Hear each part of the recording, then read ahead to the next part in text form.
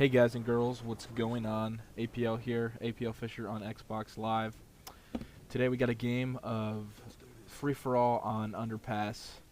But before we get too deep into that, I think you guys probably noticed my new intro. And I have to get some thanks in order for that. NastyMonkeyz did that for me, so his channel link will be in the description of this video. Please check him out.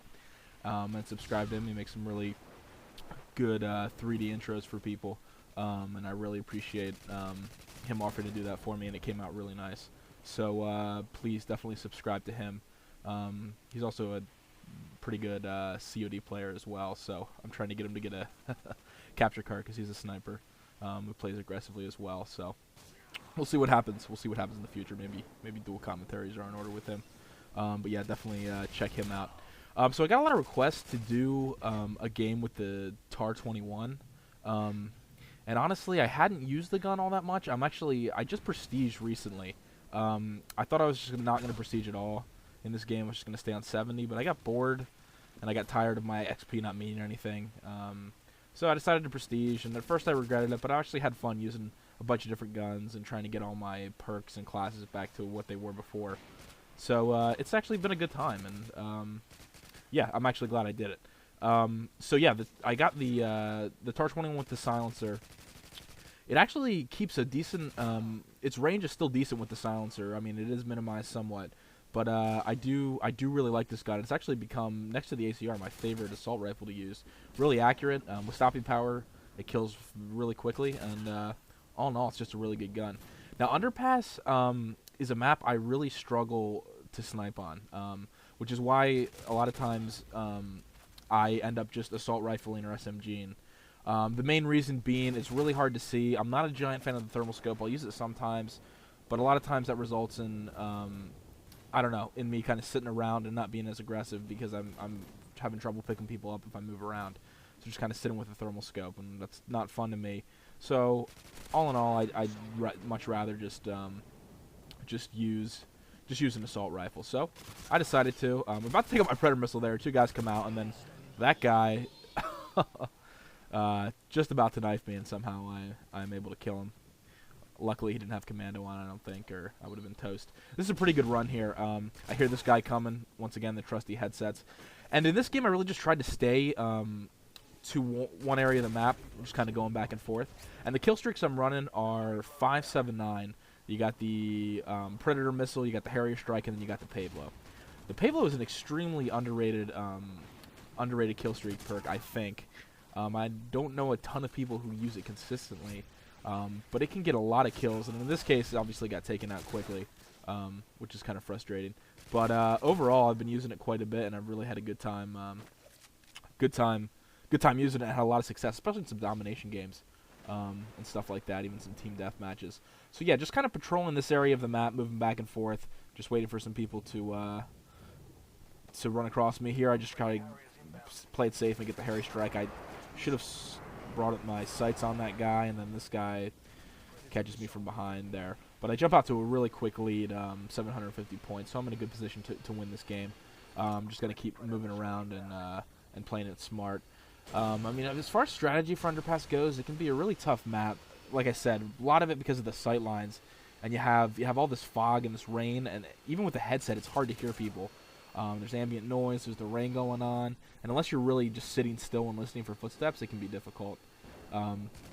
So I like to try to, stick to an area and stay in it for a little while, get some kills, and then move on. Here's a funny part here. I get this guy. And my Harrier picks up a kill, and then I get stuck behind this car, and for the life of me, I cannot get out of it. It was really weird. I was jumping, I was crouch jumping, I was doing everything to get out, and then finally I get out there. I'm not sure exactly what was going on. I guess besides me being a sped, I don't know. I'm probably gonna offend people saying that, but if you're a sped, don't be offended. I love you guys just as much, even if you ride the short bus. No big deal. Yeah, and these guys in this match were actually getting pretty angry at me. Earlier in that streak, I think I don't know what it was. I went on like a 14 or 15 killing streak, but I kept killing the same guy. And he was getting pretty pissed. Always like to leave my headset on even if I'm not, or listen to voices even if I'm not talking, because it can be pretty entertaining if you're having a good game. and really getting frustrated. And that's one thing too. Just a tip in general gameplay.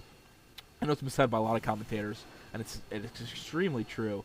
If you're having a bad game, let's say you die 3 or 4 times in a row without getting a kill, or you get 1 kill, and for me, momentum is a huge thing in this game. If I start out a game really poorly, if I don't get my mindset straight and try to refocus, I can end up having an absolute terrible game. And I think you guys probably would find that same experience as well.